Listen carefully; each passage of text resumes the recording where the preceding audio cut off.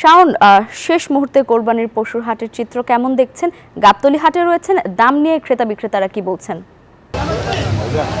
শেষ মুহূর্তেও গাবতলী পশুর হাটে কিন্তু যারা ক্রেতা রয়েছেন তাদের কিন্তু উপস্থিতি বেশ চোখে পড়ার মতো। তবে একটি বিষয় আপনাকে জানিয়ে রাখি, সেটি হচ্ছে যে মূলত মাঝারি এবং ছোট সাইজের যে গরু রয়েছে সেই গরুর চাহিদা বেশি থাকায় এই ধরনের গরুর কিন্তু বেশ সংকট তৈরি হয়েছে।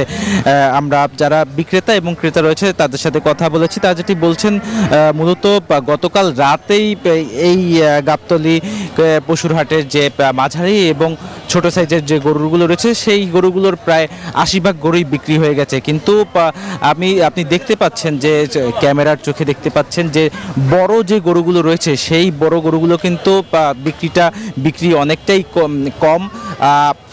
যারা ব্যবসায়ী তারা যেটি বলছেন যে মূলত যারা খামারি ব্যবসায়ী যে প্রতি বছর যে গরুগুলো লালন পালন করে বড় করে তোলেন, সেই বড় টাকা লগ্নি হয় যেই গরুগুলোর পেছনে, এই ধরনের গরু কিন্তু আসলে এবার বিক্রি কম হচ্ছে।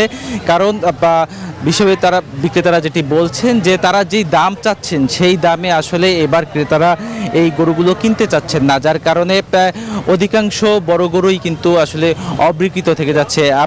আপনি দেখতে পাচ্ছেন যে শুধু গরু নয়, গরুর পাশাপাশি গাবতলী পশুরহাটে কিন্তু আমরা উটও দেখতে পাচ্ছি। এখানে বেশ কয়েকটি উটও এখানে বিক্রির জন্য উঠানো হয়েছে, কিন্তু এখন পর্যন্ত একটি উটও বিক্রি করতে পারেননি। ব্যবসায়ীর সাথে আমরা কথা বলে আমরা জানতে পেরেছি এই উটগুলো মূলত পার্শ্ববর্তী দেশ থেকে আসলে নিয়ে আসা হয়েছে বিক্রির জন্য। পাশাপাশি উটের পাশাপাশি দুম্বাও আমরা দেখতে পেয়েছি।